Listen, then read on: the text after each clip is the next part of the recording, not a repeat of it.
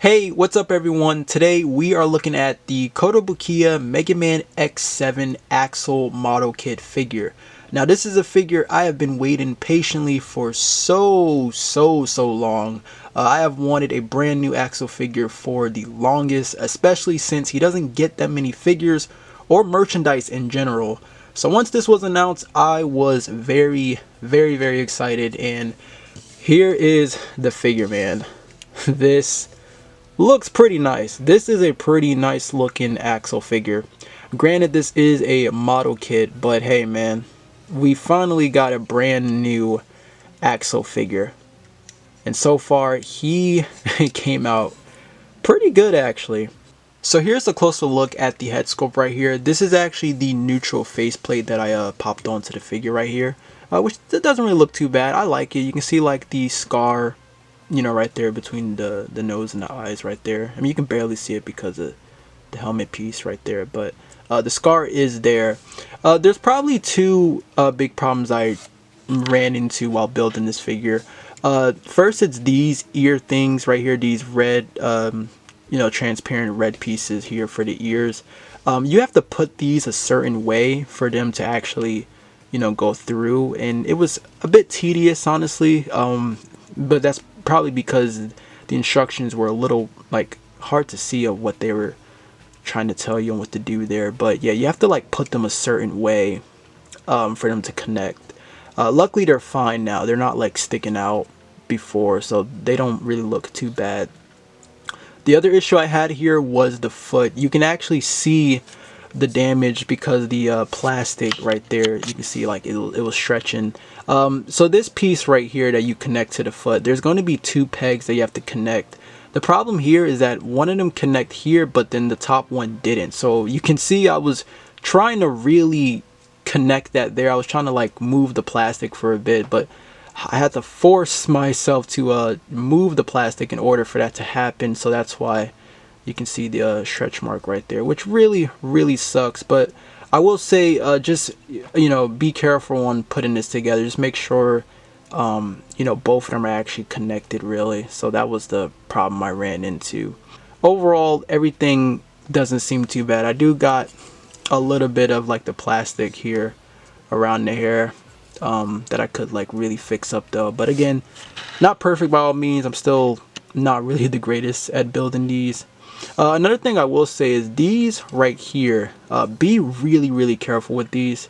These seem very fragile. I feel like if you drop this guy, mess around with it, they seem like they could snap really easily. So if you're gonna take this guy apart, just be careful. I would definitely take this off before you do that, or if you're gonna display him, make sure he doesn't fall, because these look really fragile. Like they look like they can just snap really easy if you're not too careful. Okay, now let's go over the main accessories. So you do get 4 interchangeable faceplates. Like I mentioned, this one right here is the neutral faceplate that I already have onto the figure. The other interchangeable faceplates you get is you get one where he's looking off to the side. There's one where he's smiling, and then you have one where he's like sort of yelling, really. Got like the open mouth there. The tongue is actually a separate piece that you're connecting to the face. Very similar to like X and Zero, for example. You also get the interchangeable hands. So I got the 2-fisted hands that's already on to the Axle figure. We do get these interchangeable open hands. So, you know, here's one right here, and then we have the other one right here. So you get these interchangeable open hands. We get another set of open hands right here. So you get those. And then you get your trigger finger hands right here. Because we do get the guns, of course. Of course, you got to have the guns here for Axle. So we get those, and what you can do here is, if I, you know, just take this apart, and of course put this like that, and then you want to connect this, you now have Axle, you know, holding his gun right there. So if I just wanted to just, you know, take, you know, this off right here, just an example, and then just throw this on. Oh, did I move? Yeah. Okay, there you go. So yeah, there you go. Now you got the gun right there in his hand.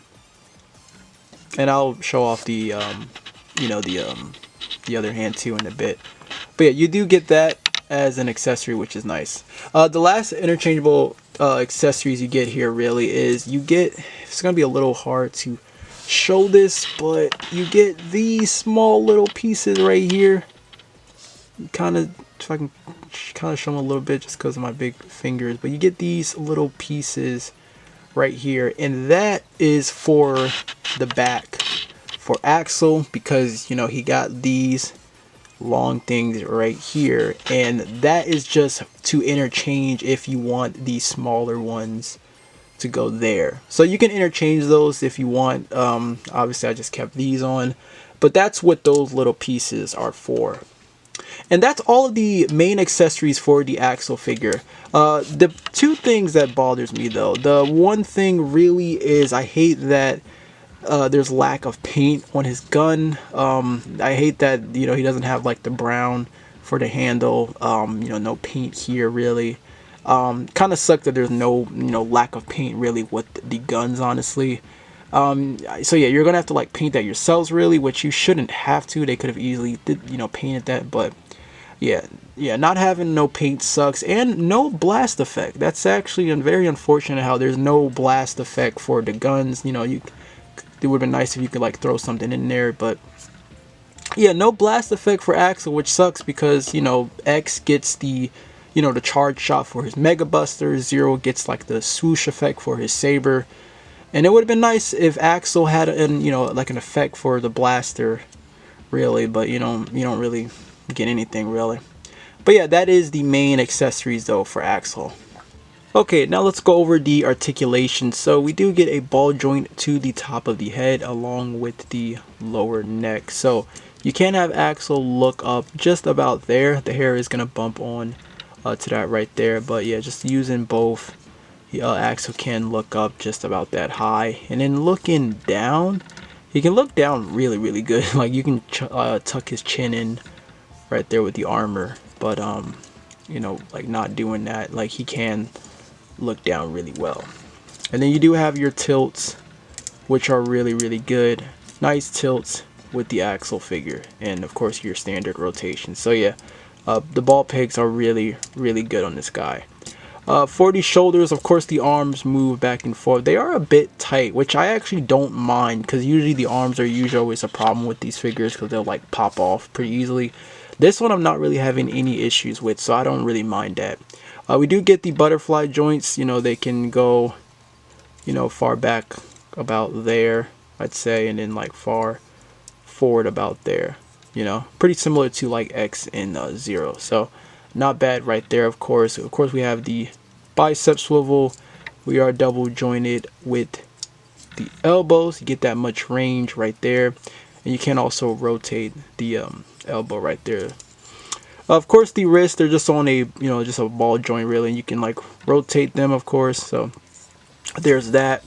As always, we do get the ball peg up here and then here. So for a crunch forward, so you get just probably about just that much. This piece is bumping into the stomach, and I feel like if you probably go any more, the torso might probably pop off. So I'd say you can probably just crunch forward.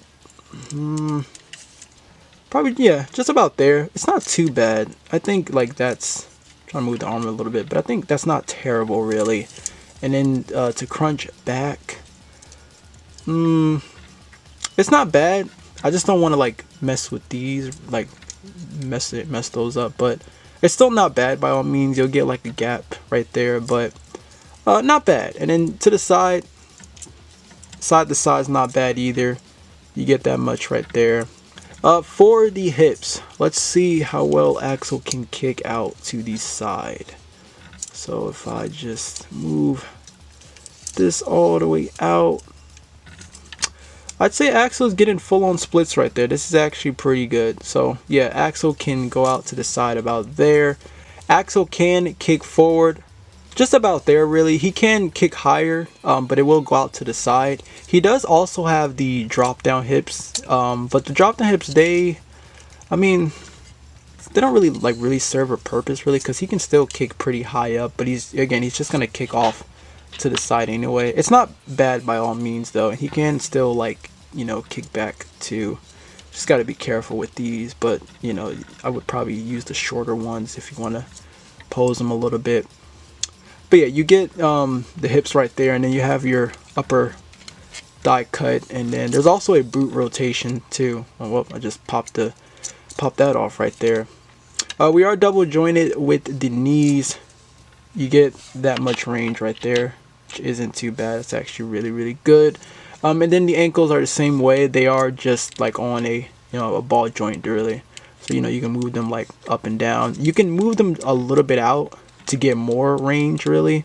They are going to be a bit gappy though, but I have them a bit closed in. I'll take this for example, since this is another recent model kit that we got. But for example, let me see if can I pop this off. Wow, that's actually in there surprisingly. But you're not using like that PC piece anymore. Axle doesn't have that. You're not using that, which I really do like, because sometimes these tend to pop off pretty easily for me. Luckily this one's actually in there pretty well, which I'm actually happy about.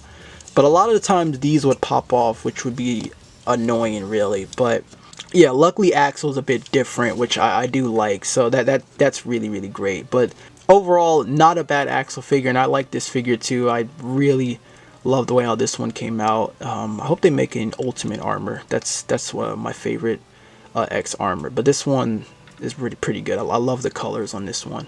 But articulation on Axle, it's very similar to X and Zero, but I do like the change of what they did here for like the crotch piece and then like the ankles a bit though. I will say that. So yeah, that's the articulation right there for Axle.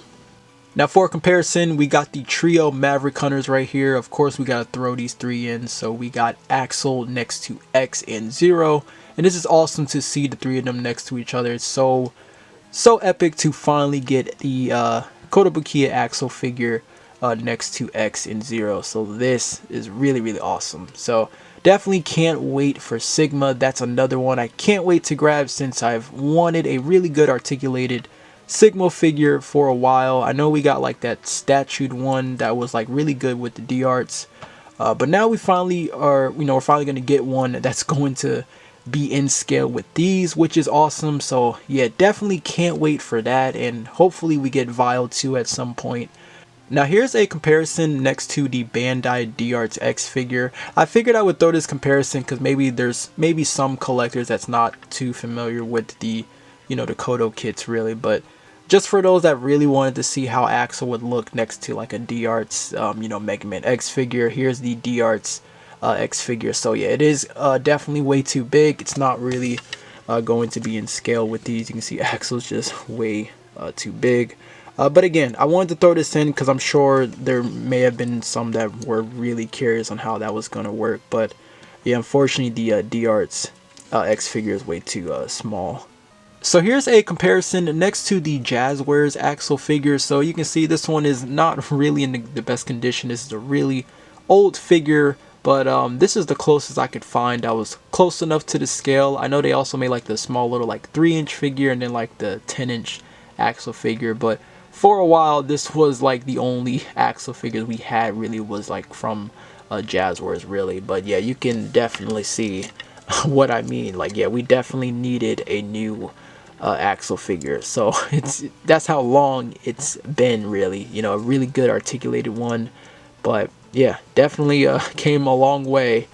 Now here's one last comparison right here. So I have the Axle model kit figure on the Jazzwares Ride Chaser vehicle, which is another old toy. This also came with the Axle figure I just showed you recently. But I wanted to see how this figure would, you know, work with the vehicle right here, and it actually does work. Obviously it's, you know, it's way too big though, since this was more in scale with that other figure, but I thought I would throw this in if you wanted to see how that is right there.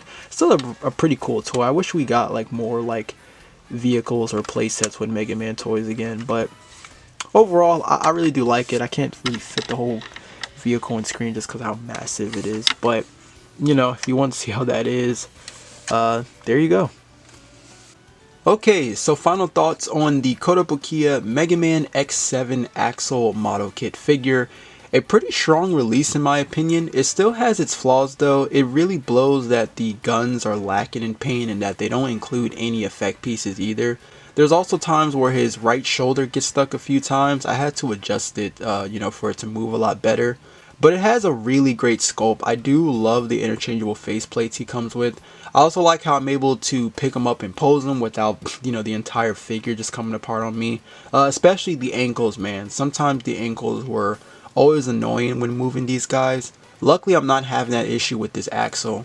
But overall, I am very happy with this figure for the most part. It is great to finally get a brand new Axel figure and have him along with X and Zero. We are also getting another Axel figure, which is the white Axel variant, which is from Mega Man X8. So I'm also looking forward to that. But let me know, what are your thoughts on this in the comments down below.